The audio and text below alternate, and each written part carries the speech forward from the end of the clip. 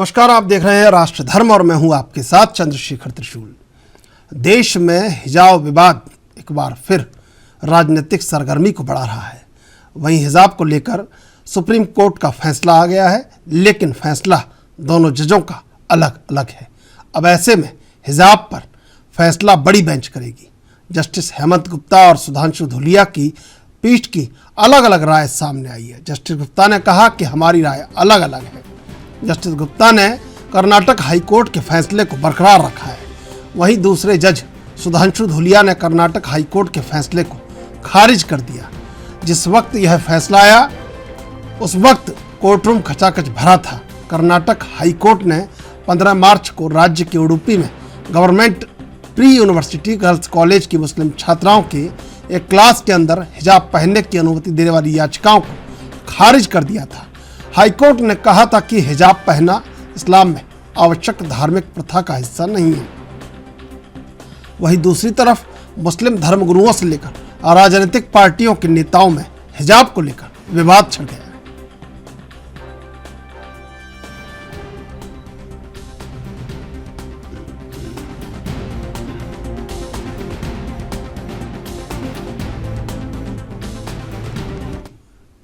अब आपको सुनवाते हैं वो तमाम राजनीतिक बयान जो हिजाब को लेकर राजनीतिक पार्टियों के सामने आए। ये जो कर्नाटका की मुस्लिम लड़कियां हिजाब पहन रही है इसलिए पहन रही है क्योंकि कुरान में अल्लाह सुब्हानहू व तआला ने उनको ये कहा है, हुक्म दिया है, और वो इसलिए पहन रही है कि कुरान में अल्लाह ने कहा है। तो बीजेपी ने गैर जरूरी तौर पर इसको एक मसला बनाया, इसको बैन किया और खामखा एक रक्कस क्रिएट किया गया है। तो ये मेरी इनिशियल राय है। अब जब जजमेंट पूरा अपलोड हो जाएगा और जब हमको मिलेगा तो पढ़कर उस पर और तफसील से हम आपके सामने बोल सकेंगे। देखिए, दोनों जजों की राय मुख्तलिफ है एक दूसरे से, और सब उन्होंने चीफ जस्टिस के लिए रेफर किया है। हिजाब एक कंट्रोवर्सी बनाने की कोशिश की जा रही है। मैं समझता हूँ 1400 साल से भी पहले से, जब इस्लाम भी नहीं आया था इस मुल्क के अंदर, जब से महिलाएं अपना घूंघट काढ़ा करती हैं, सर ढका करती हैं, और आज भी चाहे वो किसी भी मज़हब की मानने वाली हों, हिंदू बहनें भी अपना घूंघट काढ़ के और सर ढकती हैं। तो ये तो कंट्रोवर्सी बनाई जा रही है और बन रही है, और हम लोग बेवकूफ़ बन रहे हैं। ईरान में भी हिजाब का विरोध कर रही महिलाएं, उसका कहीं भारत की जो संस्कृति उसका प्रभाव तो नहीं किस तरह का है, या किस फैसले पर प्रभाव? देखिए, हिजाब मुसलमानों के लिए ख़ास तौर से कुरान पाक में जो हिदायत दी गई हैं कि लेडीज़ को, महिलाओं को अपना सर ढक लेना चाहिए, सर ढका होना चाहिए, इस बात की हिदायत दी है। लेकिन कोई ऐसी ज़ोर ज़बरदस्ती नहीं है। जो उसकी मर्ज़ी आती है वो ढकता है, जिसकी मर्ज़ी नहीं आती वो नहीं ढकते हैं, वो नहीं करते हिजाब। उसको एक कंट्रोवर्सी बना देना, उसके बाद फिर बाकी मज़हब के लोग, कोई पगड़ी बांध के आता है, कोई किरपान रख के आता है, कोई तिलक लगा के आता है, कोई दाढ़ी रख के आता है, तो पहचान तो सबकी हो जाती है, यूनिफॉर्मिटी रही कहाँ? कोई सर ढक के आ रहा है, कोई सर खुला हुआ आ रहा है। अब क्या ये सोसाइटी या ये सरकार बताएगी कि क्या पहनना है, कैसे पहनना है, क्या बोलना है, क्या खाना है, क्या पीना है? आप देख ही रहे, हिंदुस्तान में भी 1400 साल से मुस्लिम महिलाएं हिजाब करती हैं। आज ही इसकी ज़रूरत क्यों पड़ गई? यहाँ पे क्या ऐसी खास ज़रूरत थी? कोई ज़बरदस्ती तो है नहीं किसी की कि साहब हिजाब करे या ना। आज हिजाब मामले में ऑनरेबल सुप्रीम कोर्ट के एक जज साहब ने जो बातें कही हैं कि राइट टू एजुकेशन और राइट टू चॉइस, और ये बच्चियों की अपनी चॉइस है कि वो सर कवर करे ना करें, लेकिन एजुकेशन की रास्ते में कोई रुकावटें नहीं डालनी चाहिए। और इन तमाम बातों को हम लोग वेलकम करते हैं। और जिस तरीके से मामला लार्जर बेंच को रिफ़र किया गया है, तो हम लोग ये एक्सपेक्ट करते हैं कि लार्जर बेंच जो हिजाब का जो मजहबी एंगल है उसको सीरियसली ज़रूर कंसिडर करेगा। और वो एंगल यही है कि जो कुछ भी अल्लाह ने कुरान में और पैगम्बर इस्लाम सल्लल्लाहु अलैहि वसल्लम ने फरमा दिया वो तमाम बातें हमारे यहाँ essential practice of our religion हैं। और हिजाब के सिलसिले में अल्लाह ने कुरान की सूरह अहज़ाब और सूरह नूर में मुस्लिम बच्चियों को ये हुक्म दिया है कि जब सर घर से निकलें तो अपना सर कवर कर लें। लिहाजा बच्चियों को हिजाब करने से रोकने का कानूनी भी किसी को कोई हक और इख्तियार जिन पुरुषों का महिलाओं को देखकर मन मचल जाता था उन्होंने औरतों को हिजाब डालने के लिए मजबूर किया। गलती तो पुरुष की है, पुरुषों को अपना मन मजबूत करना चाहिए और ढाक दिया औरतों को सर से लेकर पांव तक। मेरा यही कहना है कि पुरुषों को कि आप अपना मन ठीक करो और महिलाओं को ये हिजाब डालने से मुक्ति दिलाओ। भाई कर्नाटक सरकार बैन लगा रही है, लेकिन हमारा ये मजहबी मामला है, इस्लाम का मामला है। इस्लाम ये इस पर हिजाब के फेवर में है और वो इस्लाम कहता है कि हमारी बच्चियों को जो नौजवान होती हैं तो वो एक पर्दा है कि जो बहुत सी बुराइयों से अलहदा कर देता है और बुराइयों से दूर रहता है आदमी। तो इसलिए बुराइयों से बचने का एक रास्ता भी है। और बेहिजाब होने से तो मतलब ये है कि हर वक्त बहुत सी बुराइयाँ पैदा होती हैं और बहुत से समाज के अंदर इससे बिगाड़ पैदा होता है। हम कहते हैं कि भाई ठीक है, गवर्नमेंट कुछ भी करे अपने हिसाब से अपने कानून में, लेकिन वो मुसलमानों पर और ख़ास इस्लाम के मानने वालों पर इस पर पाबंदी नहीं लगाए। इसमें आज़ाद छोड़ना चाहिए, इस पर किसी पर मजहबी पाबंदी को रोकना नहीं चाहिए।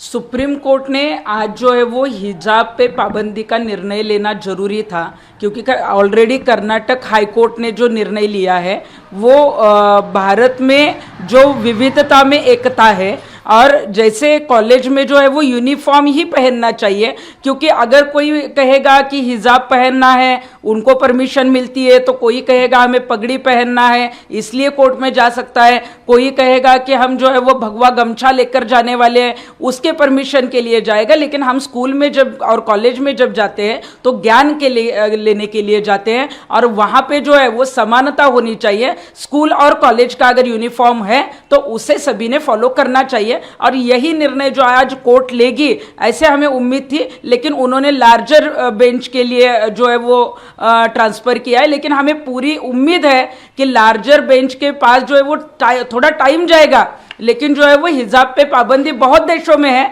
और भारत देश में भी जो है वो स्कूल और कॉलेज में रहेगी। महिलाओं के विषयों पे आप काफी वोकल रही हैं, ये भी महिलाओं से जुड़ा हुआ ही है, लेकिन इसमें धर्म भी कहीं ना कहीं है मसला। तो आपकी क्या राय है, जिस तरह ये पूरा विवाद चल रहा है, हिजाब में लड़कियों को हिजाब पहन कर स्कूल में अलाउ करना चाहिए नहीं करना चाहिए, उस पर आपकी क्या राय है? नहीं, स्कूल और धर्म ये दोनों जो है वो बाजू अलग अलग जो है वो ये है। और स्कूल में और कॉलेज में हम जाते हैं तब हमें धर्म को बीच में नहीं लाना चाहिए। जब धर्म को हम बीच में लाएंगे तो सभी जाति धर्म के लोग जो है वो भारत में रहते हैं, फिर अलग अलग धर्म, अलग अलग जो है वो परंपरा, अलग अलग जो है वो उनकी जो कपड़े पहनने का जो तरीका है वो सामने आएगा। तो हमें लगता है कि महिलाएं हैं, यहाँ पे कॉन्स्टिट्यूशन ने हमें राइट दिए है, लेकिन जब हम स्कूल में जाते हैं तो उनका यूनिफॉर्म पहनना जो फैसला सुप्रीम कोर्ट का जो आया है वो भी 50-50% डिवाइडेड है, यानी संवेदनशील विषय है।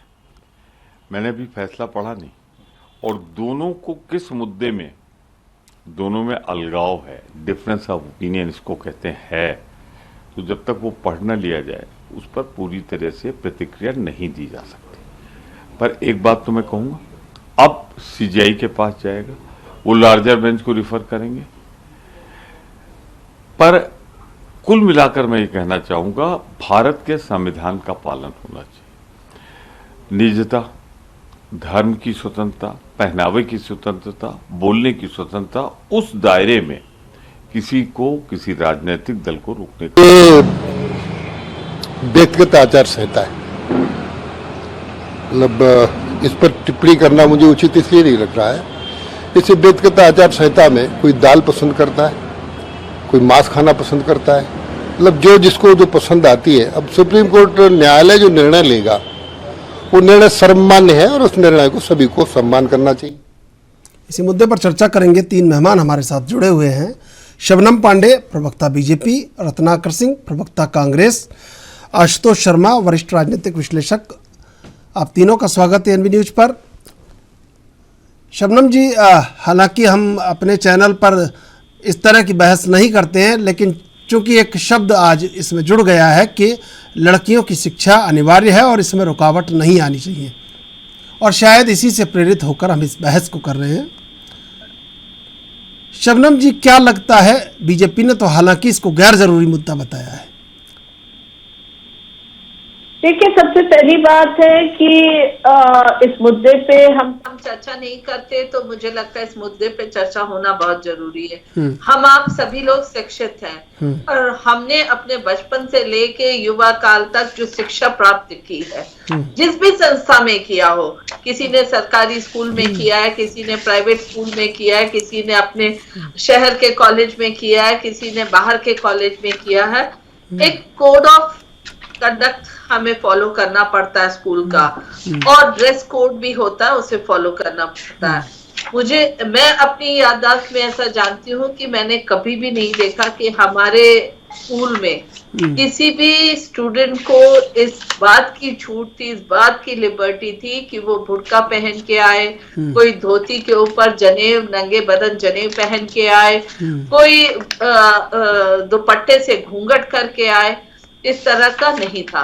और शायद इसके पीछे जो ड्रेस कोड रखने के पीछे मकसद था वो यही था कि जब हम शिक्षा ग्रहण करने जाते हैं तो हमें भी चिड़िया की आंख, जैसे अर्जुन ने चिड़िया की आंख को निशाना माना था, वैसे ही हर विद्यार्थी को शिक्षा की तरफ ध्यान देने की जरूरत है, न कि उसे अपनी धार्मिक पहचान बताने की जरूरत है।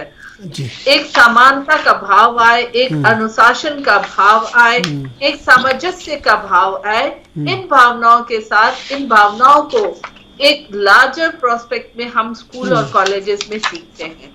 भले ही कोई धनाढ़े घर से आया है तो उसे सूट, उसके पास बहुत बेहतरीन कीमती कपड़े होंगे, कोई गरीब परिवेश से आया है तो उसके पास फटे कपड़े होंगे, लेकिन जब स्कूल ड्रेस पहनते हैं तो सब बराबर के दिखते हैं, और कोई ये नहीं पूछता है कि तुम अंसारी हो या पांडे हो, तुम नीची जात के हो कि ऊंची जात के हो, तुम लखनऊ के हो कि बरेली के हो, कुछ भी नहीं, बस सब एक समान के विद्यार्थी होते हैं। और इस मुद्दे को जिस तरीके से हिजाब का मुद्दा करके बरगलाया जा रहा है, आज भी आप देश के किसी कोने में चले जाइए, वहां पे बाजारों में, मॉल में, तमाम जगहों पे हिजाब पहने हुए महिलाएं दिखती हैं। उससे मनाही नहीं की गई है, लेकिन अगर किसी शिक्षण संस्थान ने ये ड्रेस कोड बनाया है तो उस ड्रेस कोड को मानना हमारे आपके लिए बेहतरी का, हमारे लोकतंत्र की बेहतरी के लिए है, और जिस विद्यार्थी को आप शिक्षा ग्रहण करने भेज रहे हैं उसकी भी बेहतरी के लिए। पर आश्चर्य यह है कि आज हिजाब पहने या ना पहने, इस पर डिबेट हो रहा है, इस पर चर्चा हो रही है, और वो चर्चा कौन कर रहे हैं? तमाम जो धर्म के ठेकेदार हैं, जो पुरुष हैं, वो चर्चा कर रहे हैं। आज महिलाएं इतनी स्वतंत्र हैं कि वो जानती हैं हमें कहाँ हिजाब पहनना और कहाँ जीन्स पहनना है, कहाँ हमें सर पे पल्लू रखना है और कहाँ पे हम सर पे पल्लू नहीं रखेंगे, हम छोटे कपड़े पहनेंगे या बड़े कपड़े पहनेंगे। ये स्वतंत्रता महिलाओं को हमारे संविधान ने दिया है। अगर पुरुषों को कहा है आप जालीदार टोपी, पैंट, शर्ट, टाई के साथ स्कूल में पहन के नहीं जाएंगे, तो यही स्वतंत्रता उन बच्चियों को भी है। और अगर ड्रेस कोड लागू हो गया तो हमें उस स्कूल में पढ़ने के लिए ड्रेस कोड फॉलो करना चाहिए। तो जिस तरीके से इसे राजनीतिक मोड़ देने का काम विपक्षी पार्टियां और तमाम पार्टियां कर रही हैं, ये गलत है, क्योंकि हर जगह, शहर नुक्कड़, हर जगह हिजाब में आप देखेंगे, जिन्हें मन है वो हिजाब पहनती है, जिन्हें नहीं मन है, आप देखिए ईरान में जहाँ के संविधान में हिजाब पहनना है, पर वहां की महिलाएं निकल के अपनी स्वतंत्रता चाहती हैं, उन्होंने हिजाब का। तो इसको धर्म से जोड़ना और धर्म को शिक्षण संस्थान में लाना, आप कोर्ट जाइए, कोर्ट में तमाम हमारे मुसलमान भाई वकील होंगे, लेकिन वो तो नहीं कहते हमें जालीदार टोपी पहनने की आजादी दीजिए, तमाम हिंदू भाई होंगे, वो तो नहीं कहते कि हमें आप धोती और जने में कोट में आने दीजिए। तो जहां जो ड्रेस कोड है वो एक अनुशासन के लिए होता है और उसे फॉलो करना चाहिए। अभी हमारे जो कोर्ट है उसमें 2 मत आए हैं, तो उस पर हम जजों की जो निर्णय है उस पर अभी हम टिप्पणी नहीं करेंगे, क्योंकि लार्जर कोर्ट में ये जाना है। पर दोनों ने अपना अपना पक्ष रखा है। निश्चित तौर पे महिलाओं के शिक्षा का अधिकार है, शिक्षा मिलना चाहिए, पर अगर शिक्षा में अड़चन डालने वाले वो माता पिता हैं जो ड्रेस कोड पे चर्चा करते हैं, ना कि शिक्षा पे चर्चा करते हैं, तो आज भी ऐसा लगता है कि महिलाओं को बच्चियों को संघर्ष करना पड़ेगा अपने शिक्षा के लिए। मुझे ये सोचना पड़ेगा कि हम अपने कपड़ों पर परिधान पे शिक्षा को रोकें या हम उस शिक्षा को प्राप्त करें जो एक गरीब से लेके अमीर बालिकाएं स्कूल जाकर और कॉलेज जाके ग्रहण करती है। रत्नाकर जी, सामाजिक उत्थानों के आवश्यक विषय को अनावश्यक विवादों से जोड़ा जा रहा है, लगता नहीं है कि वाकई में अनावश्यक है? बिल्कुल एकदम अत्यंत अनावश्यक है ये चीज, क्योंकि देखिए मेरा साफ मानना ये है कि आप शिक्षा में कहीं पे भी मजहब को नहीं ला सकते। अगर शिक्षा के लिए आप शिक्षा के मंदिर में गए हैं तो वहां पे मजहब को आपको दूर रखना चाहिए। मजहब बनाया गया है, आप मजहब का जो नियम कानून है, जो उसके चीजें हैं, वो आप मंदिरों में जाकर करिए, मस्जिदों में जाकर करिए, अपने स्थानों पे जाकर, पूजा स्थानों पे, धर्म स्थलों पे करिए। तो उसमें आपको स्वतंत्रता है, आप कर सकते हैं, हिंदुस्तान में कोई भी कर सकता है।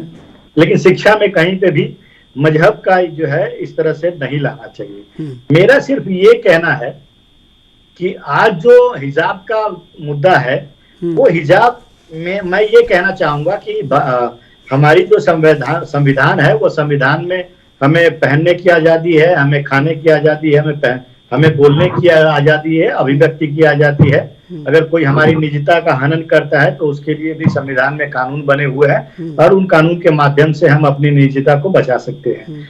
तो कहीं ना कहीं अगर देखिए, ये मुद्दा जो हिजाब का आया है वो कर्नाटक से आया, और कर्नाटक में आप जानते ही हैं कि किसकी सरकार है, भारतीय जनता पार्टी की सरकार है। और जिस तरह से वीडियो वायरल हुआ था, वहां पे एक लड़की जो है हिजाब पहन के आती है और कुछ जो समुदाय के लोग हैं वहां पे हाथ में भगवा लेकर के और उस लड़की का विरोध करते हैं। तो ये देखा कि आपने लोगों की भावनाओं को भड़काने का काम कहीं न कहीं चंद जो है समाज के ठेकेदार जो हैं वो करते हैं, जो कहीं न कहीं यह भारतीय जनता पार्टी से एसोसिएटेड है। तो मेरा कहना यह है कि आप जो है इनको, जब तक आप जहाँ पे सरकार है वहां पे की सरकार को इन सब चीजों को कंट्रोल करना चाहिए था, और इस चीज को कहीं न कहीं जो मीडिया में आ गई सारी चीजें और गलत तरीके से प्रस्तुतिकरण किया गया, बाद में मैटर कोर्ट में भी गया, ये सारी नहीं होनी चाहिए।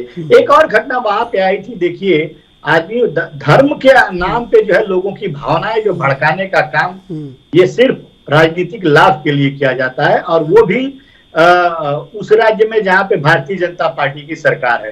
आप देखे होंगे कि किस तरह से एक स्कूल में तिरंगे को अपमानित करने का काम इन लोगों ने किया है। एक स्कूल में तिरंगे को उतार करके वहां पे भी भगवा फहराने का काम किया है। तो आप समाज में क्या संदेश देना चाहते हैं? आप समाज में संदेश ये देना चाहते हैं कि भगवा हमारे तिरंगे से बड़ा हो गया है, या आप स्कूल में ये संदेश देना चाहते हैं कि धर्म के आधार पे आपको सारी चीजें, चाहे स्कूल हो, चाहे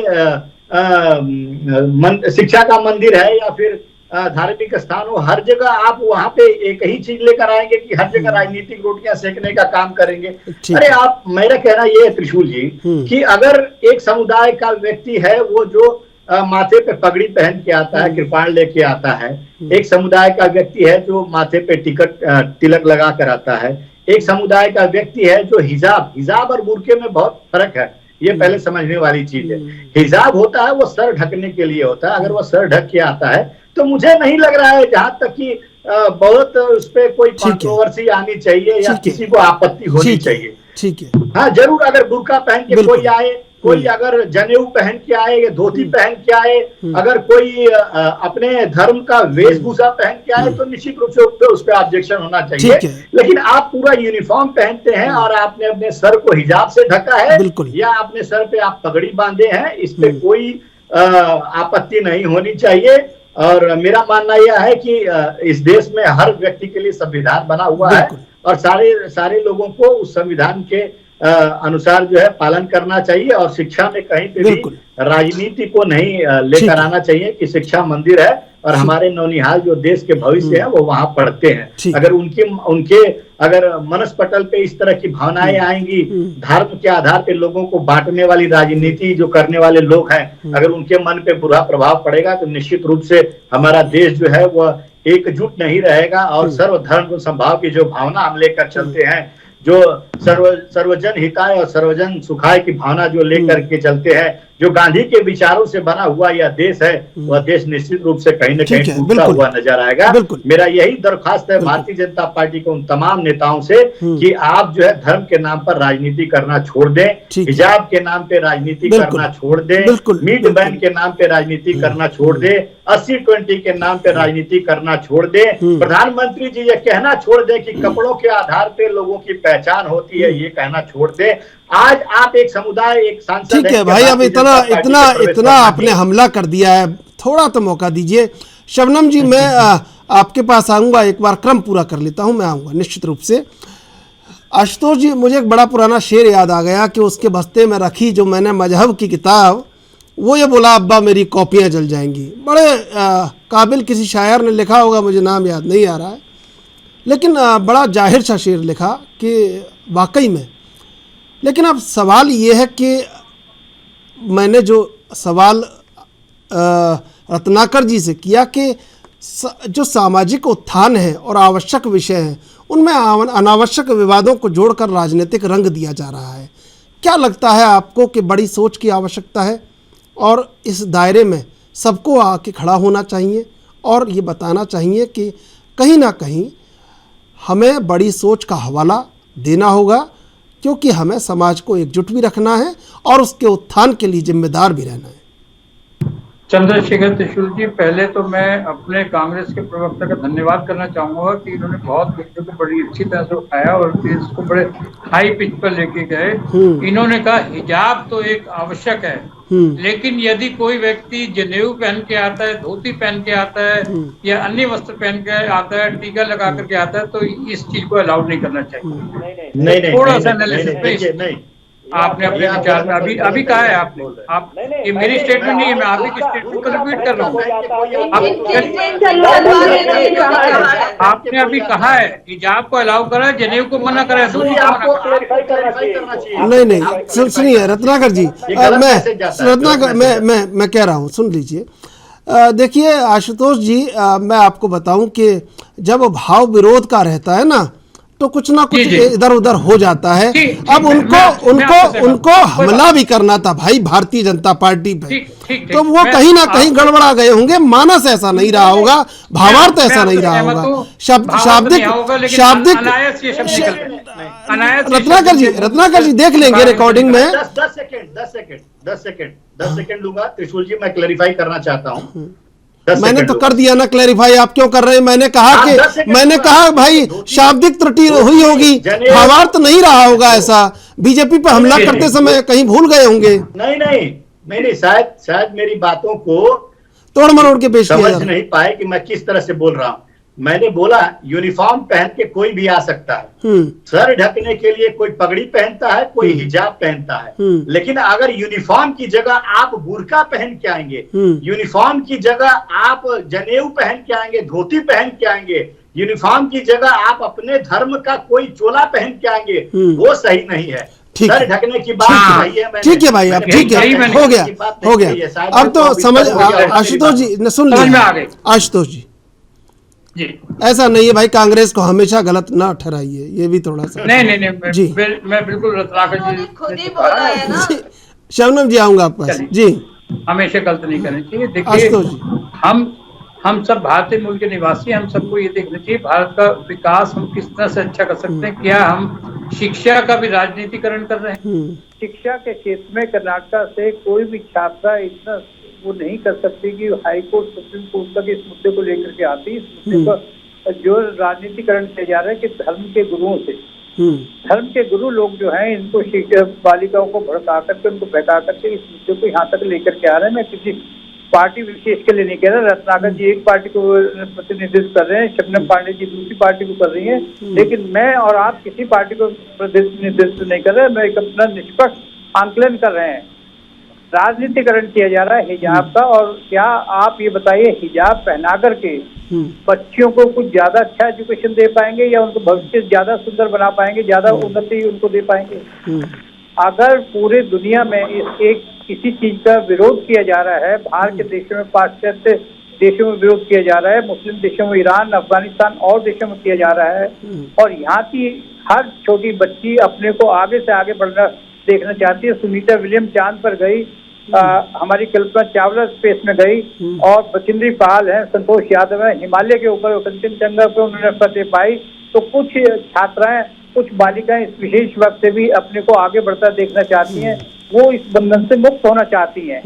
इनके ऊपर ये बाध्य नहीं होना चाहिए, it's matter of choice not a compulsion. धार्मिक गुरु इसको मजबूरी का वो न बनाए कि हर छात्र को हिजाब पहन के जाना जरूरी है। और यही आज सुप्रीम कोर्ट के जज की वर्डिक्ट में आया है कि इसका ये इट्स मैटर ऑफ चॉइस। और क्या आप हिजाब पहना करके किसी बालिका का भविष्य और ज्यादा सुंदर बनाना चाह रहे हैं? क्या बालिका इससे ज्यादा उन्नति के पथ पर अग्रसर होगी? अगर ऐसा है तो जरूर हिजाब पहनाइए, अगर नहीं तो इसको मजबूरी विवशता मत बनाइए कि छात्रा जो है स्कूल में हिजाब पहन करके जाए, बुर्का पहन करके जाए। तो ये एक स्वच्छंदता, एक अपनी आजादी का अपना इंडिविजुअल बच्चे की राय होनी चाहिए। डबल बेंच आज स्प्लिट वर्डिक्ट पर आया, एक जज ने कहा कि हाँ कर्नाटक का फैसला ठीक है कर्नाटक हाई कोर्ट का, और दूसरे ने उसको मना करा। तो इसीलिए इस फैसले को CGI chief justice of India larger bench में बैठ करके इस पर डिस्कस करेंगे और शीघ्र। ठीक है, मैं आशुतोष जी आपका जवाब लूंगा, लेकिन आशुतोष जी फिर अनावश्यक विवाद क्यों बन रहा है जब सब लोग समझदार हैं, जिम्मेदार हैं? देखिए, अनावश्यक विरोध केवल इसके धर्म नेता जो इसका अनावश्यक विरोध बना रहे हैं। आज सुप्रीम कोर्ट का जो फैसला आया है, डबल बेंच का फैसला आया है, जस्टिस गुप्ता फैसला है, मैं उसके कुछ अंश मेरे पास मौजूद हैं जो मैं पढ़ के आपको भी सुना सकता हूँ। जो कर्नाटक हाई कोर्ट का जो फैसला था 15 मार्च का, उसको सुप्रीम कोर्ट की एक स्प्लिट डाइवर्जेंस ऑफ ओपिनियन, दो जज डबल बेंच था, एक जज ने एक ओपिनियन दी, दूसरे ने उसका विरोध करा। तो इसकी ओपिनियन डिफरेंट थी, इस वजह से वो एक मत ना हो सके, जिसलिए उन्होंने इस केस को लार्जर बेंच को रेफर कर दिया। तब तक लार्जर बेंच इस पर कोई फैसला नहीं लेता, कर्नाटक हाई कोर्ट का फैसला बाध्य रहेगा। उन्होंने इस फैसले में कहा सेक्शन 19 क्लॉज 1A 21 एंड 25 का इसमें रेफरेंस दिया। क्लॉज 19(1)A जो है right of freedom of speech and expression, that is given under section 19. Article 21, the right to protection of life and personal liberty. हर बच्चे को, हर व्यक्ति को अपनी प्रोटेक्शन का और पर्सनल लिबर्टी का अधिकार है। Article 25, freedom of conscience of free profession practice subject to public order, morality and health and propagate religion. तो ये तीन सेक्शन 19, 21 एंड 25 का रेफरेंस दिया गया इस केस में। तो उसमें The person you are speaking with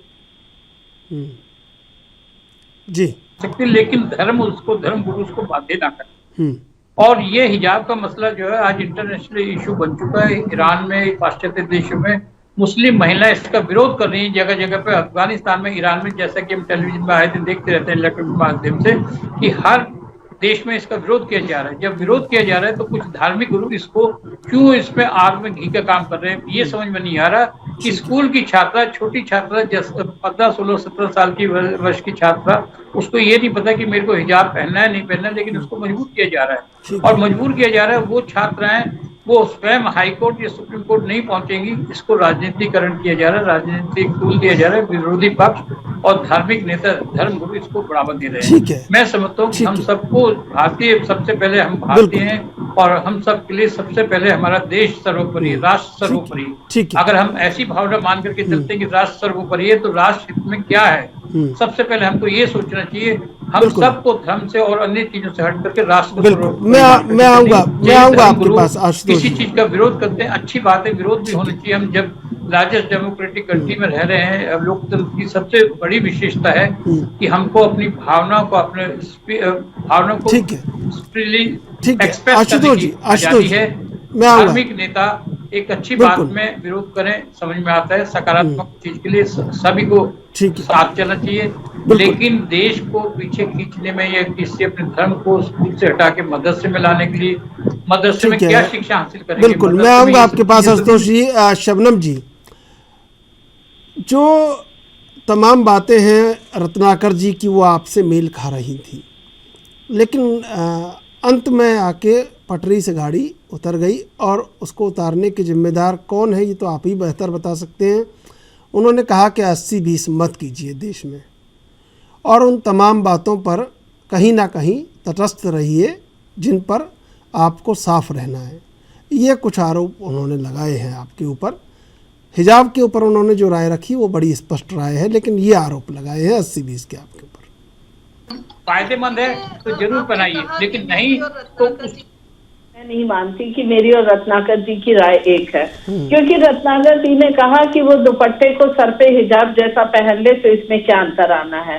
कल को हिंदू माता पिता कहें कि वो दुपट्टे को मेरी बेटी घूंघट जैसा पहन के स्कूल जाए तो इसमें क्या अंतर आना है, ये भी हमारी परंपरा है। तो मैं नहीं मानती कि बालिग या नाबालिग बच्चियां जो माता पिता के साथ रहती हैं वो माता पिता के विरुद्ध जाएंगी। वो कहेंगे कि तुम सर पे दुपट्टा रख के ही शिक्षा लोगी, तो वो बाध्य रहेंगी अपने माँ बाप के इस बात पे।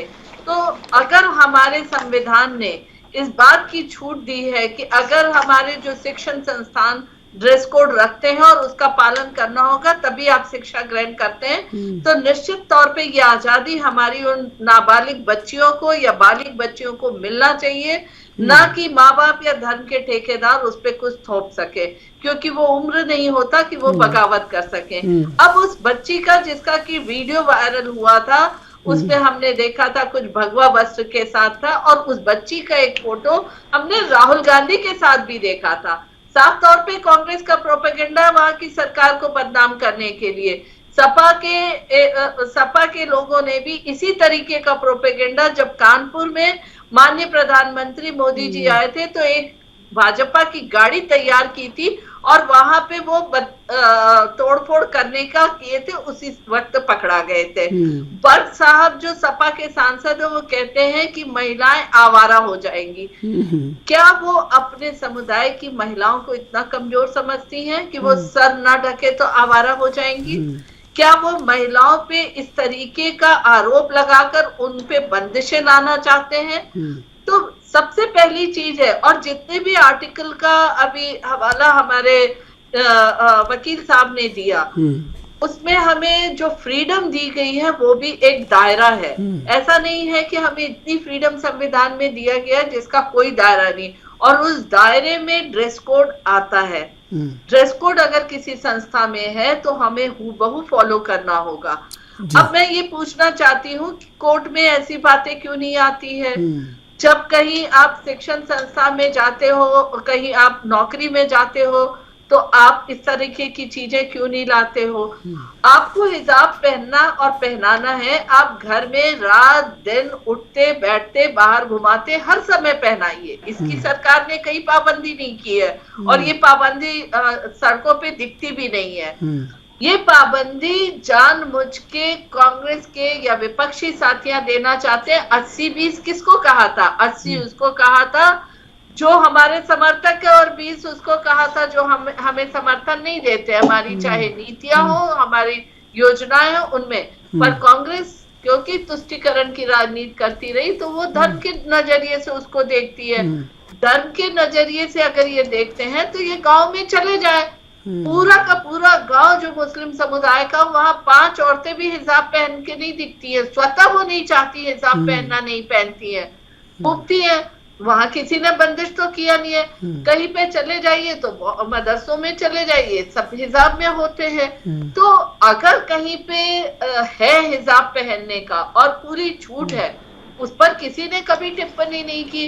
लेकिन ये विपक्षी पार्टियां हिजाब का मुद्दा लेके अपना वोट बैंक बनाना चाहती हैं, जबकि आज महिला स्वतंत्रता और महिला सशक्तिकरण का युग है। पूरे विश्व में इस्लामिक देशों ने इंस्टेंट 3 तलाक को खारिज कर दिया था, पर भारत में यहाँ के ठेकेदारों ने और साथ साथ इन विपक्षी पार्टियों ने इंस्टेंट 3 तलाक का तलवार हमारी मुस्लिम महिलाओं के सर पर तलवार की तरह लटका के रखा था। उसी तरह आज हिजाब को वो लटका के रखना चाहते हैं। क्यों? क्योंकि मुसलमान मर्दों को खुश करना चाहते हैं कि देखिए हम आपके बातों के साथ है। लेकिन ये सोचना होगा, शिक्षण संस्थानों में जो स्वतंत्रता बच्चियों को दिया गया है, जो ड्रेस कोड का रखा गया, वो फॉलो करना है। अगर कपड़ों के नाम पे माँ बाप उन्हें पढ़ने भेजने से उन्हें रोकते हैं, तो निश्चित तौर पे ये चिंता का विषय होगा कि उस समुदाय के लोग महिलाओं को आगे बढ़ने देना नहीं चाहते। घूंघट प्रथा हमारे भी इधर था, पर हमने कभी नहीं कहा कि दुपट्टा से घूंघट पहन के जाइए, क्योंकि इसके लिए महिलाओं ने संघर्ष किया और पुरुषों ने भी इस चीज को। और कोई भी पुरुष किसी भी महिला के पहनावे पे, उसके उठने बैठने पे टिप्पणी नहीं कर सकता, क्योंकि वो महिला की अपनी आजादी, अपनी सोच, अपनी विचारधारा। आप तो करते रहे प्रियंका गांधी के कपड़ों पर टिप्पणी। वाली महिला आप तो प्रियंका गांधी के जा सकती है। आप तो प्रियंका गांधी के कपड़ों पर टिप्पणी करते रहे। आप तो प्रियंका गांधी के कपड़ों पर टिप्पणी करते रहे। भाई तो वो लोग भी टिप्पणी करते रहे, वो राजनीतिक टिप्पणी। लेकिन हिजाब स्कूल में शिक्षा संस्थान नहीं, आपने कहा ना कि कोई भी टिप्पणी नहीं कर सकता है त्रिशूल जी महिलाओं के पहनावे पे। आप एक सड़क पे चलना, देखिए कपड़ों पे अंतर तो आपके चैनल पे भी बैठे रहो तो बहुत बार कोई पैनलिस्ट कर देता है। हमारे ही कपड़ों पे कई बार लोगों ने कर दिया, लेकिन वो एक राजनीतिक टिप्पणी है, वो व्यक्तिगत टिप्पणी नहीं मानती मैं उसे राजनीतिक टिप्पणी मानती हूँ कि वो खुंदक कहा कि मुझे कुछ भी बोल रहे हैं। लेकिन अगर हम शिक्षण संस्थानों की पे टिप्पणी इस तरह हिजाब को लेकर कोई करता है, तो मैं बहुत संवेदनशील महिला हूँ, मैं समझती हूँ कि कहीं ना कहीं जो संघर्ष महिलाओं का, महिला सशक्तिकरण, मेरा आशय खींचना। शबनम जी, मेरा आशय दरअसल ये है कि हम जब आधी आबादी के अधिकारों की बात करते हैं तो बड़ी पारदर्शिता से दूर रह के करते हैं। और चूंकि आप महिला हैं, मैं आपको अनावश्यक ये नहीं कह रहा, गंभीरता से मैं आपको एक बात कह रहा हूँ कि आपने कहा कि राजनीतिक टिप्पणी है। मैं कह रहा हूँ कि महिलाओं को लेके ना राजनीतिक टिप्पणी होनी चाहिए, ना सामाजिक टिप्पणी होनी चाहिए, ना सनातनिक कोई टिप्पणी होनी चाहिए, ना सांस्कृतिक टिप्पणी होनी चाहिए। और आधी आबादी के अधिकार को लेकर एक बड़ी पैरवी की आवश्यकता है और वो स्वयं आप ही को करनी होगी। मेरा आशय जी, मैं यहाँ तक पहुँची हूँ इन्हीं संघर्षों को करके। ऐसा नहीं है कि जो जिस क्षेत्र में, राजनीति के क्षेत्र में जिस तरीके से पुरुषों का बोलबाला है, कोई बहुत आसान रास्ता नहीं होता यहाँ तक भी पहुँचने के लिए। महिलाओं के लिए बहुत संघर्ष करके पहुंची हूँ, पर उनकी टिप्पणी का करारा जवाब देने की हैसियत रखती हूँ मैं, इसलिए मैंने कहा वो राजनीतिक टिप्पणी है। लेकिन अगर एक नाबालिग और बालिग बच्चियां जो माता पिता के आश्रय में, और माता पिता ही उसके अधिकारों का हनन करे, और माता पिता ही राजनीति के फेरे में आके और धर्म के ठेकेदार के फेरे में आके उसकी शिक्षा में बाधक बने, तो ये बहुत चिंता का विषय और बहुत संवेदनशील मुद्दा है। बिल्कुल। रत्नाकर जी, शबनम जी ने जो कहा, आपको क्या लगता है कि वाकई में ये सही नहीं है? और उन्होंने कहा कि विपक्ष सिर्फ संवेदनाएं हासिल करने के लिए इस विवाद पर रंग चढ़ा रहा है। अच्छा त्रिशूल जी, मैं आपसे, आपके माध्यम से शबनम जी से एक सवाल पूछना चाहता हूँ। आप सीधे पूछ लीजिए, सुन रहे हैं। सीधे पूछ लीजिए। कि अगर हम लोग इस तरह की तुष्टीकरण की राजनीति कर रहे हैं, हमारे ऊपर धर्म की राजनीति का आरोप लगा रही हैं, अभी और महिलाओं की बात कर रही हैं कि महिलाओं के ऊपर जो टिप्पणी की जाती है उससे बहुत मर्माहत हो जाती हैं। आपका विचार क्या है नुपुर शर्मा के ऊपर, जो जिन्होंने धार्मिक टिप्पणी किया और उस धार्मिक टिप्पणी के बाद देश भर में हिंसा फैली और कुछ लोग जो है मारे भी गए, तो आपकी क्या संवेदना है उन परिवारों के प्रति? और आपने क्या उसके ऊपर कहीं पे भी चैनल पे ये कहा कि नुपुर शर्मा ने जो धार्मिक टिप्पणी की, आपकी बीजेपी की प्रवक्ता रही, वो उसके ऊपर आपने कहीं टिप्पणी किया कि वो गलत कहा? पहली चीज। दूसरी चीज मैं इनसे ये भी पूछना चाहता हूँ, आज जो आरोप लगा रही है कांग्रेस के ऊपर, अभी शायद ये कुछ दिन पहले ही प्रवेश वर्मा जो है उनका एक वीडियो वायरल हुआ है, पूरे देश ने देखा है कि किस तरह से वो सांसद हैं दिल्ली के, और वो किस तरह से कह रहे हैं कि मुसलमानों का बहिष्कार करो और खुले रूप से बहिष्कार करो, उनसे कुछ सामान मत खरीदो, उनसे कोई संबंध मत रखो, उनके यहाँ जाना आना न करो, तभी ये सबक सीखेंगे। तो इस तरह के तो आपके सांसद और आपके राष्ट्रीय प्रवक्ता कहते हैं। कभी आपने बापू का, कभी प्रधानमंत्री जी मोदी जी कहते हैं, त्रिशूल जी बिल्कुल मैं स्पष्टीकरण लूंगा, आप सुन लीजिए। अनादर करती हैं तो प्रधानमंत्री जी कहते हैं कि मैं मन से कभी जो है उनको माफ नहीं करूंगा, लेकिन इनके ही जब सांसद, इनके ही जब राष्ट्रीय नेता जब आग में घी डालने का काम करते हैं तो उनके ये चुप क्यों रहते हैं? मेरा प्रश्न ये। ठीक है। दूसरी बात मैं ये कहूंगा, ये कह रही थी कि फोटो जो बात कर रही थी, उस लड़की का फोटो राहुल गांधी के साथ देखा गया। अरे मैं आपको याद दिला दूं, फोटो की राजनीति छोड़ दीजिए, फोटो तो बहुत एडिटेड करके आपने राहुल गांधी का चलाया है और बदनाम करने के लिए हजारों करोड़ आरएसएस और बीजेपी ने खर्चा किए है। उस व्यक्ति का नाम मैं नहीं लेना चाहता हूँ, जो व्यक्ति एक एक्सीडेंट में मर गया और उसने जब लाल किले के ऊपर तिरंगा जो है वो उतार दिया था और उसका फोटो माननीय प्रधानमंत्री जी के साथ था, माननीय गृह मंत्री जी के साथ था, माननीय सांसद सनी देओल जी के साथ था। उस फोटो के बारे में आप क्या कहेंगे? तब तो आप चुप रहेंगे। चलिए, ये जो है हम हिजाब के विषय पर ही टिप्पणी लेते हैं और इसी टिप्पणियों को आगे बढ़ाते हैं। शबनम जी, शबनम जी, मैं आशुतोष जी आऊंगा आपके पास, स्पष्टीकरण ले लेता हूं। संक्षिप्त में अपना स्पष्टीकरण दे दीजिए शबनम जी। निश्चित तौर पे किसी मंच पे किसी नेता ने क्या कहा वो उसकी निजी राय है, लेकिन अगर पार्लियामेंट में एक राष्ट्रीय प्रवक्ता हो एक बेसहारा महिला अपने मेंटेनेंस का, तलाक के बाद मेंटेनेंस की बात सुप्रीम कोर्ट में ऑर्डर ले आती है और पार्लियामेंट में जिन मुसलमान सांसदों को ये टिकट दे के लाते हैं, ये बार बार मुस्लिम तुष्टीकरण करते हैं कि आप तो एक को भी टिकट नहीं दिया, हम तो इतने को सांसद बनाए। उन हुजूम के साथ बैठकर उस लाचार महिला के सुप्रीम कोर्ट के ऑर्डर को पलट देते हैं आप, उस पर आप क्या कहेंगे? सबसे पहले तो आपसे ये इसी बात का जवाब, हर प्रश्न का जवाब प्रश्न नहीं होता है, लेकिन आपने जो बोला, आपने तो पार्लियामेंट में क्या दिखाया? ठीक है, अब मैं बिल्कुल मैंने स्पष्टीकरण ले लिया आपका। मैं आऊंगा शबनम जी मैं आऊंगा। रत्नाकर जी, आशुतोष जी, देखिए ये इनका धर्म है कि राजनीतिक रूप से कहीं ना कहीं अपने आप को स्थापित रखने के लिए टिप्पणी करनी होगी, लेकिन जरूरत है आज की जिम्मेदार टिप्पणी हो इस विषय पर और जिम्मेदारी से समाधान निकल कर सामने आए। देखिए, मैं चंद्रशेखर जी ये कहूँगा कि आज की तारीख में ये जो हिजाब का मुद्दा उठाया गया है, कुछ धार्मिक गुरुओं ने इसको बहुत बढ़ावा दिया है, आग में घी का काम किया है। छोटी बच्ची को इतनी अकल नहीं है कि हिजाब उसके लिए आवश्यक है या नहीं है, और आज के छोटे बच्चे जो है आज के संदर्भ में आधुनिकतम वस्त्र पहन करके आगे से आगे आना चाहते हैं। कोई भी किसी तरह के बंधन में बंद करके नहीं रहना चाहता, चाहे वो बच्ची किसी भी वक्त से, किसी भी धर्म से, किसी भी उससे आ रही है, सब बच्चे आधुनिकतम वस्त्र पहन करके आगे से आगे बढ़ना चाहते हैं और कोई किसी की उसमें नहीं आना चाहता। अगर राजनीतिक गुरु, कुछ धार्मिक गुरु इनको बढ़ावा देते हैं, आग में घी का काम करते हैं, तो वही इस मुद्दे को कर्नाटक हाई कोर्ट से लेकर के सुप्रीम कोर्ट तक लेकर के आए हैं।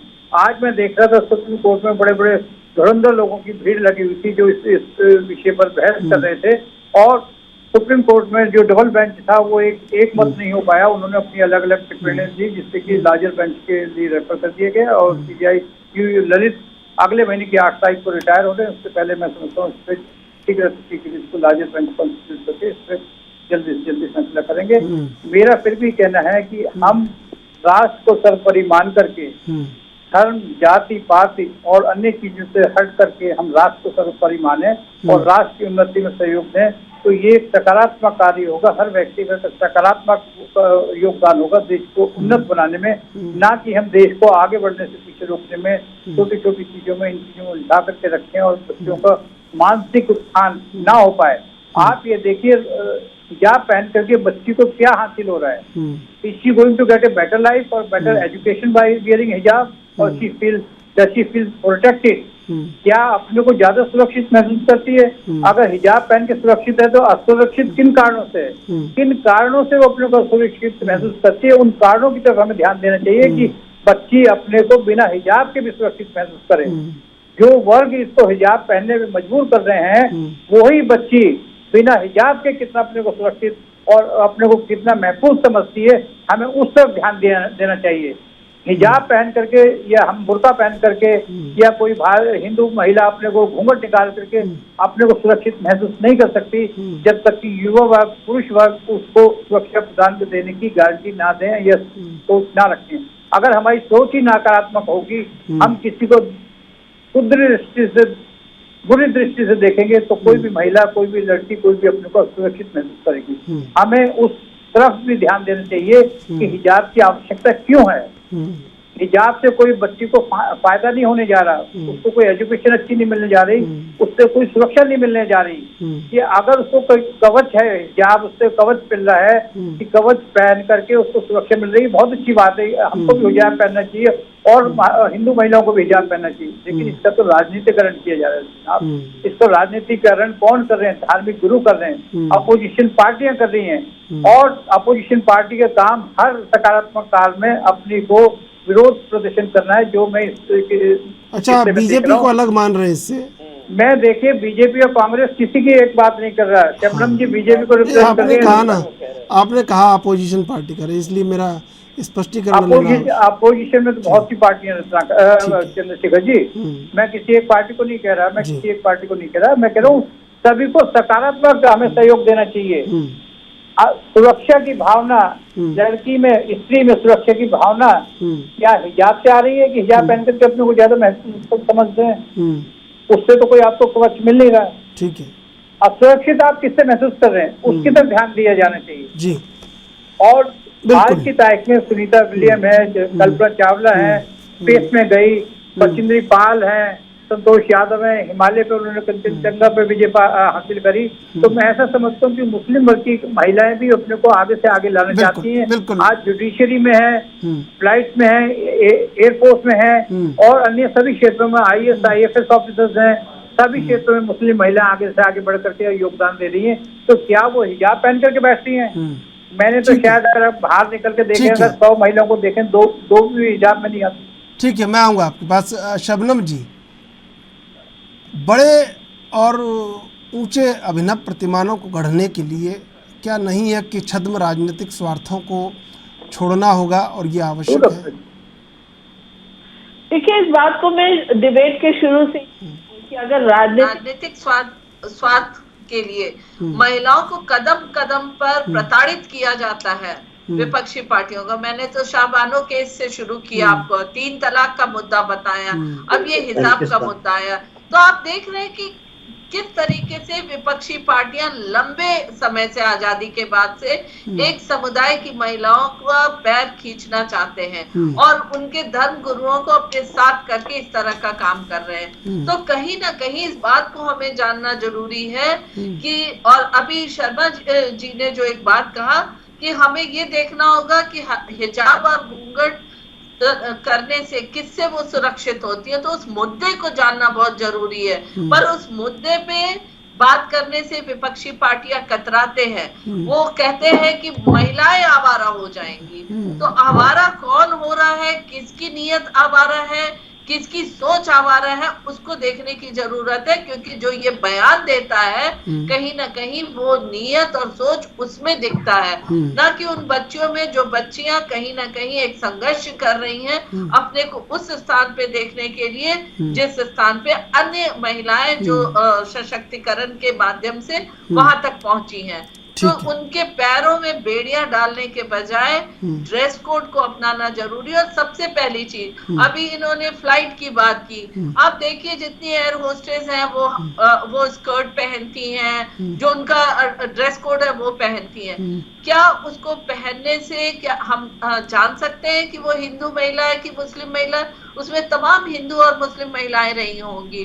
हमारी बैडमिंटन प्लेयर थी, वो जिस तरीके का ड्रेस पहनती थी, फतवा जारी करना शुरू कर दिया, पर उन्होंने अपनी मजबूती रखी और देश का नाम रोशन किया। तो हमें कपड़ों पे नहीं देखना है, हमें अपने फैशन में नहीं आना है। हम चाहते हैं हमें जैसा भी, अगर हम हिजाब पसंद करते हैं तो हिजाब, घूंघट पसंद करते हैं घूंघट, लेकिन वो हमारी चॉइस होनी चाहिए, किसी और की चॉइस नहीं होनी चाहिए। लेकिन वो चॉइस हमारे संस्थानों के बाहर होनी चाहिए, संस्थानों के कोड ऑफ कंडक्ट के को वायलेट करते हुए नहीं होनी चाहिए। रत्नाकर जी, नहीं लगता कि जिम्मेदार जवाब आने चाहिए इन तमाम बातों पर? देखिए त्रिशूल जी, हमारा धर्म जो है ना ये बहुत विशाल है, और हमारा धर्म सभी धर्मों को अपने में सहेजने की क्षमता रखता है। और कोई भी व्यक्ति अगर अपने दूसरे धर्म का है, वो कोई ड्रेस कोड तो पहनता ही है, जो भी उनका यूनिफॉर्म रहता है वो पहनता ही है।